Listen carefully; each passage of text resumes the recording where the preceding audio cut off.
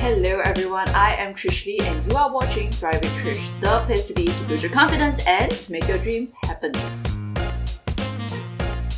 Recently I received this question from one of my clients and it really made me think a little deeper how to answer this, because it's really not a very easy question to answer. The question was, how do I know when it's time to give up on a goal? I really wish that there was just a straightforward, simple answer to this, but actually there's a multitude of questions and factors that one needs to consider before coming to a decision. It's not an easy decision to make, I understand that, because who likes to make goals and just give up halfway? No one likes that. I'm sure nobody sets a goal with the intention to quit halfway. Personally, I have had a few times in my life where I had to ask this question to myself, and it never gets any easier, honestly, but there are a few very key questions which, if I ask myself this and I'm really honest with myself, I will come to a more clearer decision whether or not it's a good idea to quit the goal or not. In today's episode, I would like to share those key questions with you. And to anyone who's watching this episode right now, if you are facing this exact dilemma, I do hope that these questions will help bring you clarity and the answer that you seek. Question number 1. How achievable and realistic is your goal? In one of my previous episodes, I shared about what are the steps you can take in order to achieve success. And one of those steps is actually using SMART planning. SMART stands for specific, measurable, achievable, realistic, and timely. Out of these 5 points, in my opinion, the 2 most important parts of this planning is A, which is achievable, and R, which is realistic. It's really important to ask ourselves these questions. Is it achievable? Is it realistic? I mean, it's nothing wrong to dream big, because I dream big also, and I have sometimes really dreams way above my head, In fact, I would say it's a bit delusional dreams sometimes. There is nothing wrong with dreaming, but there comes a point where we need to really be honest with ourselves. What are the goals which is realistic to achieve, and what are the goals which is perhaps something that we can do on the side, like a hobby, or maybe something that is nice to think about or nice to imagine, nice to share and talk about, but not really something that you can really materialize. Those points are really important for us to be honest with ourselves, especially when we're planning in terms of achieving a goal. So let me just throw out a few examples for you. Let's say you are 50 years old and you plan to be an NBA superstar player. Do you think that's achievable? Do you think that's realistic? Not really, right? Let's say you love ballet dancing and your goal is that after 1 month of dancing, you want to be an international ballet dancer. When you look at these examples, it sounds a little bit far-fetched, perhaps. Again, I'm not trying to crush your goals, but there are some goals which we need to really, really be realistic with ourselves in terms of the time frame, in terms of our resources, in terms of our age, in terms of our environment, in terms of our skill sets. All those things put together, those are really things that we need to consider when we are planning our goal. If you know that the answer to those questions is no, it's not achievable, no, it's not realistic, but if you persist to pursue that goal, which is nothing wrong, however, you must come to accept that all that you're going to do is set yourself up for disappointment and a ton of it. If you do know that it's not possible to achieve that goal, then perhaps it's time to KIV that goal. Maybe it will be more possible at a later time. Or maybe it's time to set a new goal. Question number 2. How much are you willing to sacrifice? Years ago, I had a dream of owning my own music studio. I used to be a musician. I used to play the guitar and the organ. Yeah, that was one of my goals. I was quite fortunate that when I was around 20 or 21 years old, there was an opportunity to buy over a music studio. I was really, really elated. I was excited. It was my first ever business. I thought I had it, all in check, looking through the finances, looking through the business plan, through their contacts, looking through the soundproofing, this, that. But of course, at the age of 21, I was a newbie in running a business. I honestly didn't know much back then, but I decided to give it a go anyway.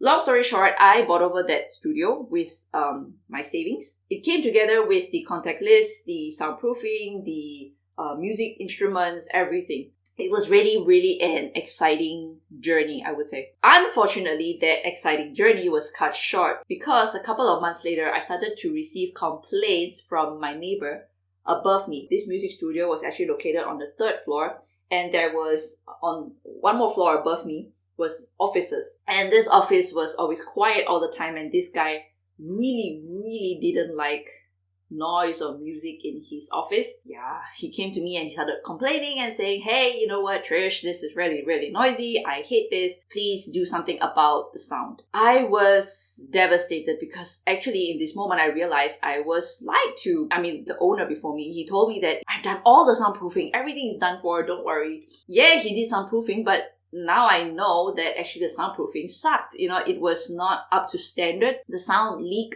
to the floor above me was really, really bad. So I had to make a decision. I had to invest more money to do a total overhaul of soundproofing for the complete studio. It was horror, I tell you. I was, of course, yes, a bit scared that, I can't, what if I can't get back my money? I was really scared. But I did see there was opportunity there, and I did believe in what I am capable of achieving. So I went ahead and I did it. I invested again. After the soundproofing, the sound leak to the top floor was much better. But, I don't know, is it my luck or maybe it was. The guy, my neighbor on top, he was such a paranoid guy. He used to have a sound, I don't know what you would call that. It's like this device where you can track the sound level. I'm sorry, I don't really know what you call that. So basically, he used to record what was the sound level that came through the wall into his office. And he used to report me to the government officers, like how I am disturbing the peace. Oh my gosh. And at the end, he even went one step further and started to threaten me that he was going to sue me. This whole fight with my neighbor went on for a good 1.5 years to 2. I tried my very, very best to appease him every time, trying to be a good neighbor to him, but nothing worked. Just nothing worked. And at the point where he said he wanted to sue me, I had a choice. I had a choice whether or not I wanted to continue this dream, invest even more money, but I didn't have any more money at that point of time. I had to either take a bank loan or take a loan from maybe my parents or somebody I knew, which I really hated that idea. And again, I was already in debt. I already invested a big sum into my business, and I was trying to still recover that amount. The thought of needing to invest again the 3rd time was really, really, really such a scary thought. And therefore, I had to ask myself, how much am I willing to sacrifice for this dream, for this goal? Perhaps it's just not the best idea right now to pursue it. Therefore, I came to the decision that I had to just shut down the business. After investing so much of time, so much of sweat into that music studio, I had to make that critical call to end it. Because if not, at the end, I will be the one who will be suffering and having to take on all that burden. So coming back to you, if your goal is causing you to sacrifice a lot of maybe your time, your money, time with your family or your finances, or perhaps even your health, okay? You need to ask yourself these questions, and you need to be really honest with yourself. At what cost are you willing to sacrifice the things that matter to you, the people that matter to you, just to achieve your goal? Ask yourself that. The 3rd question, does your goal serve your purpose?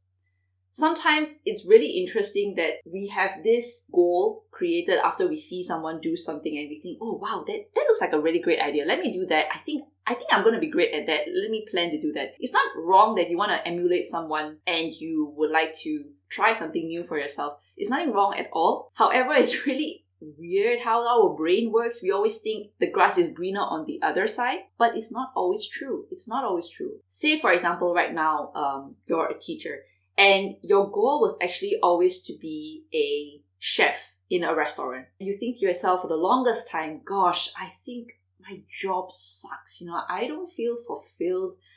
I believe in my heart and my soul that I'm supposed to be a chef in a restaurant. That's really what I want to do. Now, there's nothing wrong with this. However, if you have a chance, maybe to just take a weekend or a month off from your job and maybe just do an internship or just volunteer at a restaurant just to try it out, you may just be surprised that after trying it out, you may come to that realization that it's not really what you want. Maybe the shifts, working shifts, is not really what you want. Maybe the smell in the kitchen is not really what you like. Maybe this, maybe that. There's so many things that could change your perspective, your idea of your goal, because you didn't know it back then. Back then, you only had that idea. You didn't really dive yourself into it. You're not sure how is the environment, the situation like. You're not sure. So sometimes if you have that chance to just put yourself into your goal, just try it out for a while,